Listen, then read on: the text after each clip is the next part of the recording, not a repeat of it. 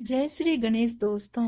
हमारी आज की कहानी का नाम है माहौल। कहानी अच्छी लगे तो प्लीज चैनल को सब्सक्राइब कर लीजिएगा। अब शुरू करते हैं कहानी। नीलेश, तुम सुबह खाने का डिब्बा घर पर ही भूल गए। अब मैं कितना याद रखूं। खाना बनाकर देती हूँ, वही काफी है। घर देखूं, बच्चे देखूं या तुम्हें देखूं, मेरी तो जिंदगी ही चकर घिन्नी हो गई है। पता नहीं मैंने तुमसे शादी ही क्यों की। मेरी तो जिंदगी ही नरक हो गई है। स्नेहा नीलेश के घर आते ही उस पर बरस गई। नीलेश 2 घंटे ट्रैफिक में कार चलाकर आया था। वो खुद ही चिड़चिड़ा हो रहा था। उस पर स्नेहा के ताने सुनकर उसका दिमाग और भी गर्म हो गया। सुबह का गया पति रात को थका हारा घर आया है। एक गिलास पानी का तो पूछा नहीं, और आते ही बातों और तानों की बरसात करने लगी। तुम इकलौती नहीं हो दुनिया में जो खाना बनाती हो, घर परिवार बच्चों को संभालती हो। तुम जैसी कई पत्नियां रोज अपना फर्ज निभाती है, पर तुम्हारी तरह कोई गिनाती नहीं है। तुम तो केवल खाना ही बनाती हो, बाकी की पत्नियां तो कमाकर भी लाती है। ये ताने सुनने के लिए मैं घर नहीं आता हूँ। 2 बोल प्यार के तो बोल नहीं सकती, तो चुप ही रहा करो। और वो गुस्से में अपने कमरे में चला गया। स्नेहा ने टेबल पर खाना लगा दिया, लेकिन आज नीलेश कमरे से बाहर नहीं आया। और जब वो कमरे में पहुंची तो वो सो चुका था। स्नेहा ने भी गुस्से में खाना नहीं खाया और करवट बदलकर सो गई। जब से उसने नौकरी छोड़ी है, तब से वो चिड़चिड़ी हो गई है।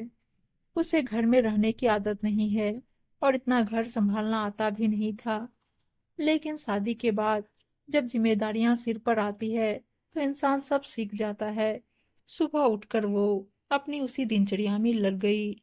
बच्चों का टिफिन बना दिया, और नीलेश का टिफिन उसकी कार की चाबी के पास ही रख दिया, ताकि वो टिफिन भूले नहीं। नीलेश उससे बिना बोले ही ऑफिस चला गया। दोनों बच्चे भी मुंह लटकाकर बस में बैठकर स्कूल चले गए। भारती जी रोज ही घर में ये तमाशा देखती थी। बेटे बहू की अनबन से घर में अशांति का माहौल बना रहता था। कुछ कहती तो उल्टा स्नेहा उनसे लड़ पड़ती थी कि आप अपने बेटे को समझाइए। सारा दोष बस बहू में ही नजर आता है। इसके बाद उन्होंने कहना ही छोड़ दिया।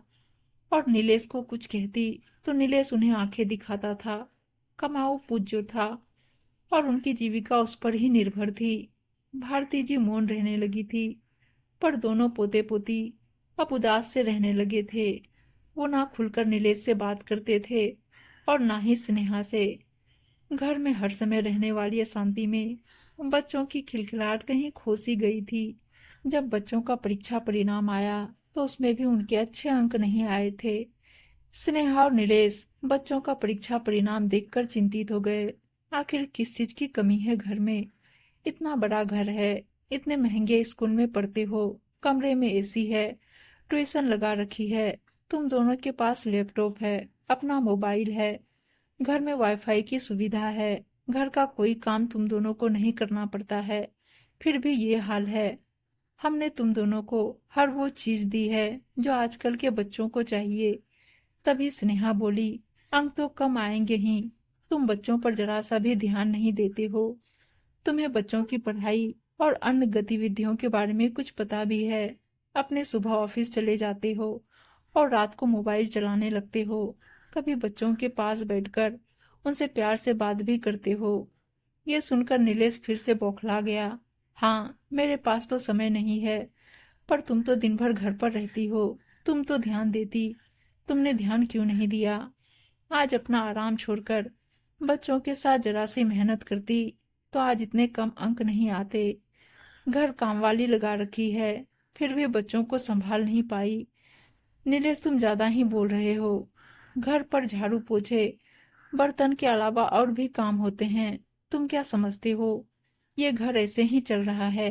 तुम्हें क्या पता, सुबह उठने से लेकर रात को सोने तक 100 काम होते हैं, वो मैं ही संभालती हूँ। और बच्चों के भविष्य और अच्छी जिंदगी के लिए मैंने अपनी नौकरी छोड़ दी। इससे ज्यादा मैं और क्या कर सकती थी। नौकरी छोड़कर कोई एहसान नहीं किया है। नीलेश फिर चिल्लाता है, बस इसी चीज की कमी है, इसलिए मेरे अंक कम आए हैं, और पिंकी के भी।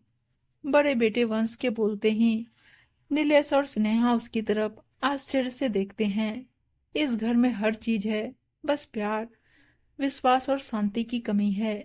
सुबह से लेकर रात तक अशांति का ही माहौल रहता है।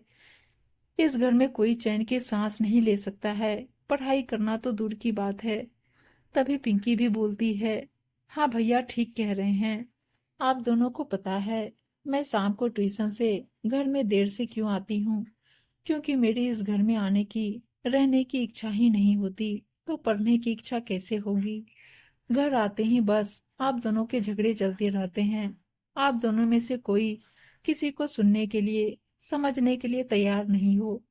बस हर वक्त लड़ने के लिए जरूर तैयार रहते हो। आप दोनों के आपसी झगड़े के कारण हम दोनों और दादी बहुत ही परेशान से रहते हैं।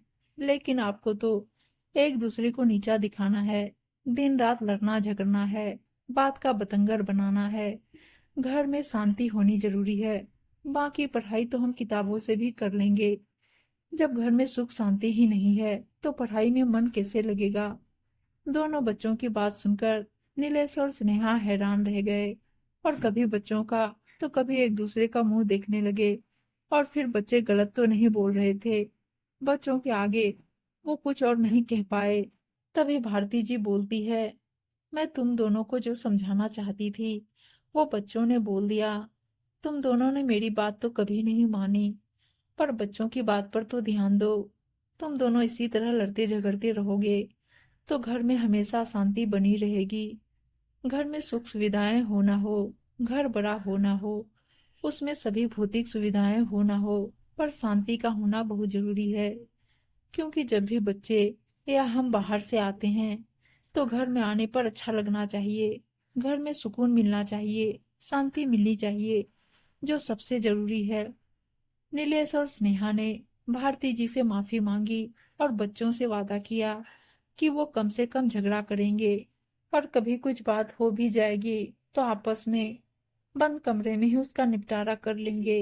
हम बच्चों के लिए अपने आप को बदलने की कोशिश करेंगे। ये सब अचानक से नहीं होगा, समय लगेगा, पर हम प्यार से साथ रहेंगे और हमारे घर में भी सुख शांति होगी। बच्चों ने ये सुना तो आगे बढ़कर दोनों को गले लगा लिया और भारती जी मन ही मन ईश्वर को धन्यवाद दे रही थी। उम्मीद है दोस्तों कहानी अच्छी लगी होगी, और अच्छी अच्छी कहानियां सुनने के लिए चैनल को सब्सक्राइब और वीडियो को लाइक शेयर जरूर कर दीजिएगा। धन्यवाद दोस्तों।